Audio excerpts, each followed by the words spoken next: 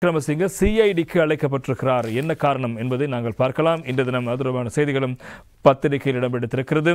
ரணிலை நாளை விசாரணைக்குழு அழைத்தது, சிஐடி சிறப்பு குழு விசாரணைக்கு அழைத்தது சிஐடி சிறப்பு குழு என்பதாக அந்த செய்திக்கு தலைப்பெற்றிருப்பதை நாங்கள் காணக்கூடியதாக இருக்கு. ஏனைய பத்திரிகையிலும் அதற்கான செய்திகள் முதற்பக்க செய்திகளாக இருக்கு. லங்காதி பத்திரிகையில் ஹிட்டப்பு ஜனபதி ரணில் ஹெட்ட சிஐடி எட்ட என்பதாக அந்த செய்தி இடம்பெடுத்திருப்பதை நாங்கள் காணலாம்.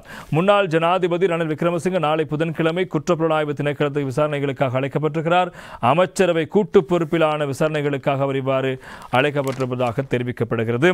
எனவே நாட்டில் மருந்து பொருட்களுக்கு தட்டுப்பாடு நிலவுவதாக பொய்கூறி முன்னாள் சுகாதார அமைச்சர் கேலி ரம்புக்வெல்ல சமர்ப்பித்த அமைச்சரவை பத்திரத்துக்கு அன்றைய அமைச்சரவையை பிரதிநிதித்துவப்படுத்திய முன்னாள் ஜனாதிபதி ரணில் விக்ரமசிங்க மற்றும் தினேஷ் குணவர்தன உள்ளிட்ட 18 முன்னாள் அமைச்சர்களிடம் குற்றப்புலனாய்வு திணைக்களம் விசாரணைகளை முன்னெடுத்த நிலையில் அதன் ஒரு அங்கமாக இவ்வாறு ரணில் விக்ரமசிங்க அழைக்கப்பட்டிருக்கிறார் என்பதும் தெரிவிக்கப்படுகிறது.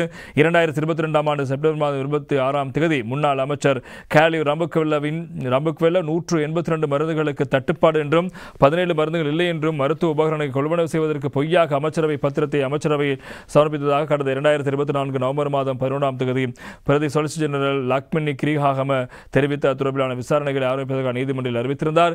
எனவே இந்த சம்பவம் தொடர்பாக அப்போது அமைச்சரவையில் பிரதானியாக இருந்த ஜனாதிபதியாக இருந்த ரணில் விக்ரமசிங்க, அதே போல பிரதமராக இருந்த தினேஷ் குணவர்தன உள்ளிட்டோருக்கும் நீதிமன்றம் அழைப்பாணை விடுத்தது. அதே போல சிஐடியும் அழைப்பு விடுத்தது. கூட்டு பொறுப்பு தொடர்பான விடயம் குறித்து விசாரணை செய்வதற்காக கமிவாக நாளைய தினம் ரணில் விக்ரமசிங்க அவர்கள் இந்த மருந்து தொடர்பான விவகாரம் மிகப்பெரிய ஒரு பிரச்சனை, பலர் கண்களை இழந்தார்கள், பல உயிரை இழந்தார்கள்.